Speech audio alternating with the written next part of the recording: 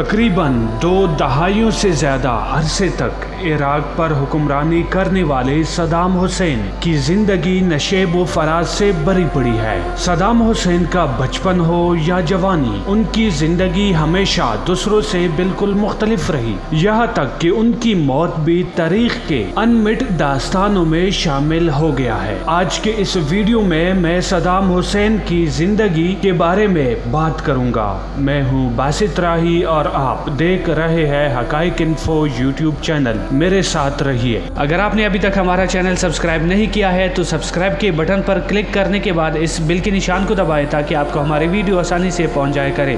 Welcome back. Saddam Hussein 28 April 1937 میں عراق کے شہر تکریت میں ایک غریب گھرانے میں پیدا ہوئے۔ ان کے والد کا نام حسین عبد الماجد تھا۔ صدام حسین کی پیدائش سے 6 ماہ پہلے وہ کہیں غائب ہو گئے تھے۔ جب صدام حسین صرف 3 سال کے تھے تو ان کی والدہ انہیں اپنے رشتہ داروں کے پاس چھوڑ کر کسی اور گاؤں چلی گئی۔ یوں صدام حسین اپنی زندگی کے ابتدائی سالوں میں ہی ممتا کی پیار اور والد کی شفقت سے محروم رہے۔ جب صدام حسین لڑکپن کو پہنچے تو اس کے بھائی کینسر کی وجہ سے دنیائے فانی سے چل بسے۔ اس وقت صدام حسین کی عمر صرف 13 برس تھی۔ اس کی ماں نے دوسری شادی کر لی۔ سوتیلے والد کا صدام حسین کے ساتھ برتاؤ بالکل بھی اچھا نہیں تھا، جس کی وجہ سے صدام حسین کے لیے زندگی جینا انتہائی مشکل ہو گیا تھا۔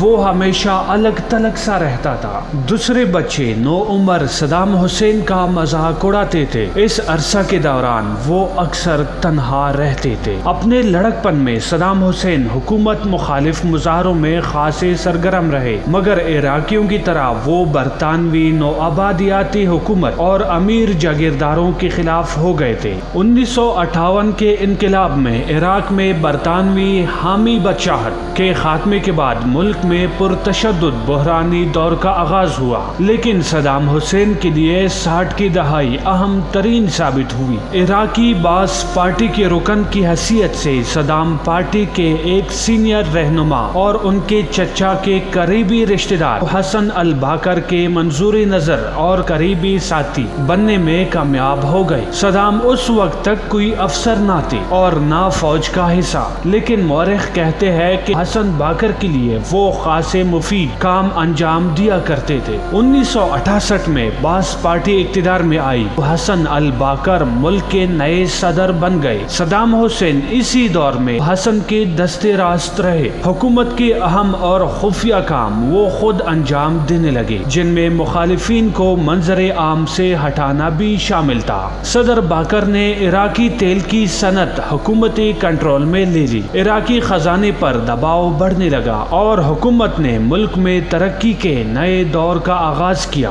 دیہاتوں میں بجلی پہنچنے لگی، سڑکیں اور اسکول بننے لگے۔ اس کے ساتھ ساتھ صدام حسین کے سیاسی عزائم بھی بڑھنے لگے اور سن 1979 میں جب الباقر نے استعفیٰ دیا تو صدام حسین صدر بن گئے۔ جلد ہی انہوں نے اپنی پارٹی کی انقلابی کونسل میں اپنے اور حکومت کے خلاف بغاوت کی سازش کا انکشاف کیا۔ اس سازش کو منظر عام پر لانے کے لیے صدام حسین نے کونسل کے ارکان کا ایک اجلاس طلب کیا، جس کے نتیجے میں سازش کرنے والوں کو گرفتار یا ہلاک کر دیا گیا۔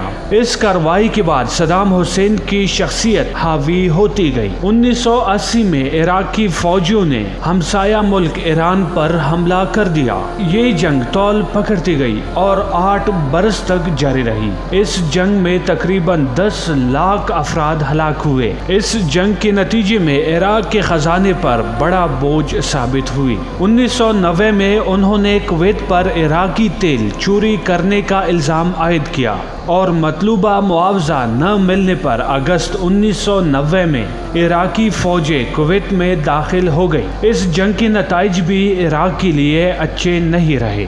11 ستمبر کے واقعے کے بعد امریکہ مسلسل اس بات پر مصر رہا کہ عراق کے پاس وسیع تباہی کے ہتھیار ہے اور برطانیہ کا کہنا تھا کہ ان ہتھیاروں کو صرف 45 منٹ میں قابل استعمال بنایا جا سکتا ہے۔ اس کے علاوہ عراق پر جوہری ہتھیار بنانے اور حاصل کرنے کا الزام بھی لگا۔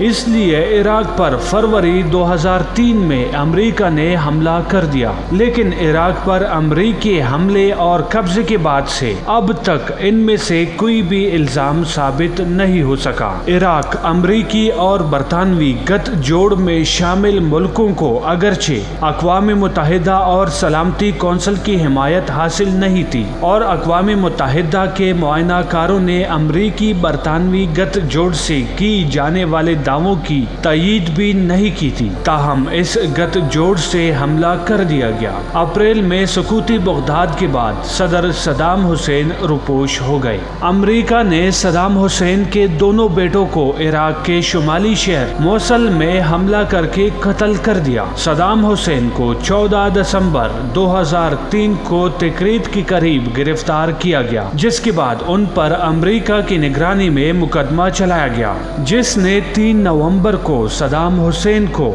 148 کردوں کے قتل کے الزام میں سزا سنائی۔